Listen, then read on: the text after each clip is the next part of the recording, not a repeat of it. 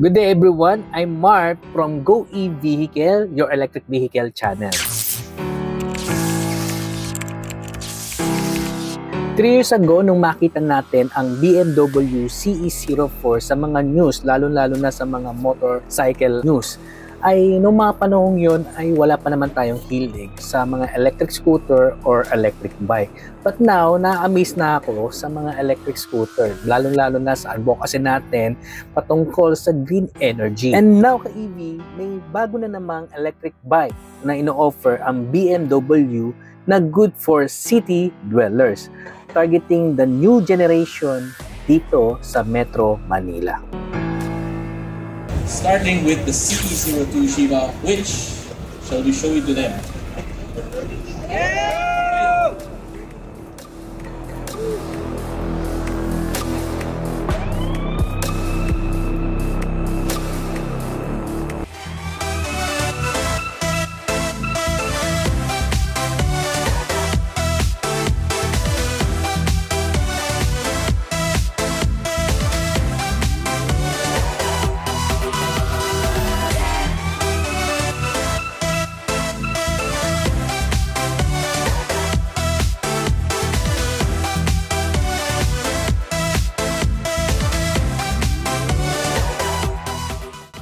Isa sa mga pinakainabangan dito sa Makina Moto Show at naging highlights na rin ng event, itong pag-launch ng electric scooter ng BMW Motorrad.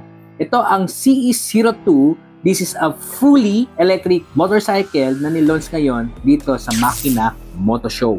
As described by BMW as an e-parkourer, the CE02 is designed to be practical in terms of performance and appearance. Tara, let's take a quick review for this electric motorbike. The BMW CE02 comes in 2 versions. First, meron itong low variant na 4 kW equivalent to 5 horsepower version. And itong ating nire-review ngayon, ito yung top variant niya na may 11 kW equivalent to 15 horsepower at 5,000 RPM. Meron din itong maximum torque of 55 Nm. Ang motor type nito ay air-cooled externally excited synchronous machine. And pagdating sa kanyang top speed, meron siyang 95 km/h with acceleration rate na 0 to 50 km in approximately 3 seconds lang sa EV. At sa energy consumption nitong CE02 ay meron siyang 6,000 kilowatts per 100 kilometers at may top range na 95 kilometers.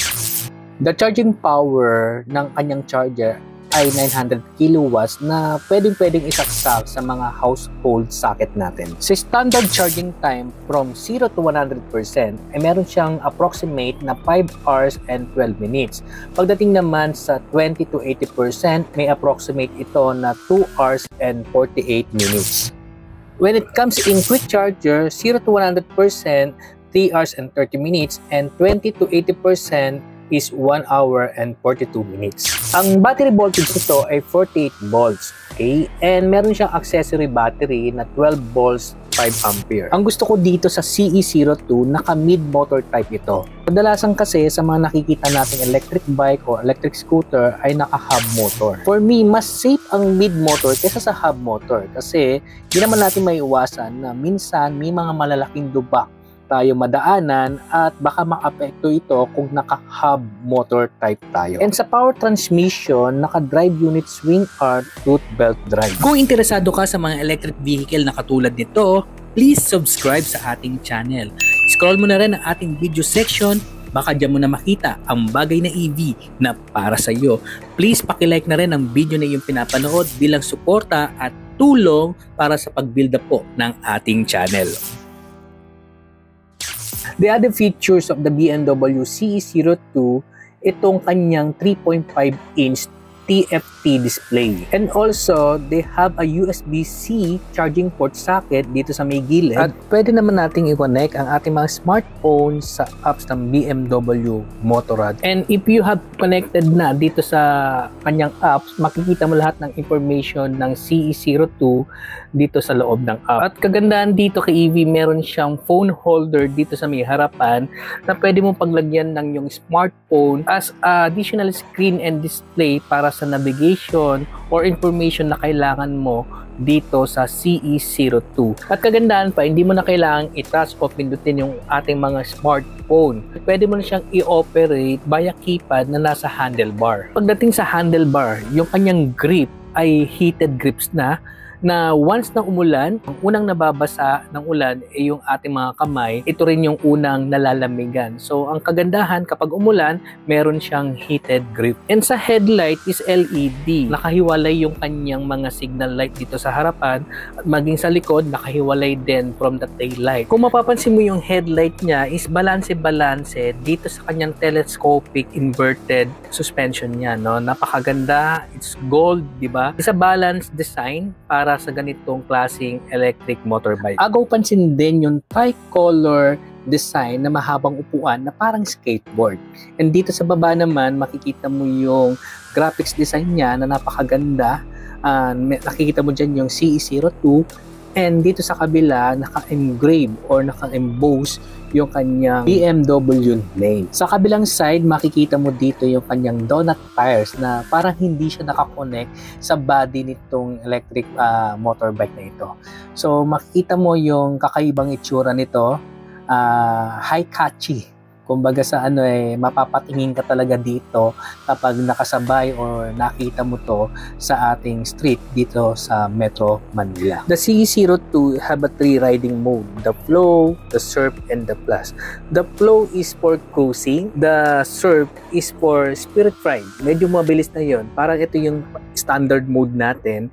And the Plus is ito yung kanyang dynamic or turbo na mas pinabilis pa. And of course, syempre modern na ito, naka-keyless entry na itong electric motorbike na ito.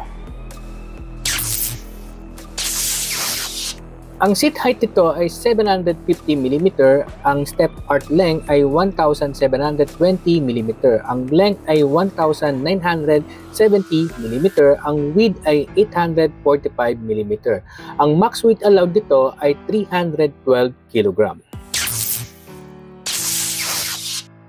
Dito naman tayo sa technical specification. Pagdating sa kanyang chassis or frame, naka-steel double loop frame ito with the front suspension na gold. Okay? Kita nyo naman na napaka-astig, napakaganda, napaka-elegance ng dating nitong kanyang front suspension na upside-down telescopic port with a travel distance of 129mm. And sa rear suspension nito, naka-single-sided swing arm, adjustable yung kanyang spring strut, with 102mm travel suspension. Maganda rin yung kanyang alloy wheels na may 14-inch size with a print of BMW and tricolor graphic design as the identity of this CE02. Ang size ng mga tires nito sa front is 120 by 80 and sa rear naman is 150 by 70. As you can see guys, sa tires pa lang nito ay malalaman mo na pang city driving na naka-donut type na tires, no? Na bagay sa looks ng EV na ito. Sa braking system nito, dito sa harap ay naka-single disc brake with 239mm. Meron siyang 2-piston floating caliper at pagdating naman sa rear brake ay meron siyang single disc brake na 220mm. Sa mga nagtatanong o sa nag-aantay ng presyo ng CE02, ang presyo nito ay 595,000 pesos. May mga magsasabi dyan, mahal. Okay, nakita nyo naman yung specs at features nitong ating electric motorbike na ito. May kamahalan because syempre this is BMW. Hindi basta-basta bumababa ang presyo ng mga ganitong klaseng brand. Syempre BMW is BMW yan eh. So pagdating sa quality, pagdating sa design, wala kang magiging kamukha dyan. So, very unique. Nag-iisa lang yung ganitong klaseng mga electric motorbike na nilalabas ng BMW. Again, maraming salamat sa Philippine EV community sa suporta sa ating channel at sa mga ka-EV natin dyan. Kung gusto niyo po ng mga matalinong opinion, matatalinong tanong at sagot, mag-join na kayo sa Philippine EV community. So, again, this is Mark from Go E-Vehicle, your electric vehicle channel. Let's go! Are you always stressed about your office printer and always running out of ink? SMRG offering a printer for rent, unlimited ink and no maintenance. Please call our contact number or message us on Facebook page. Thank you.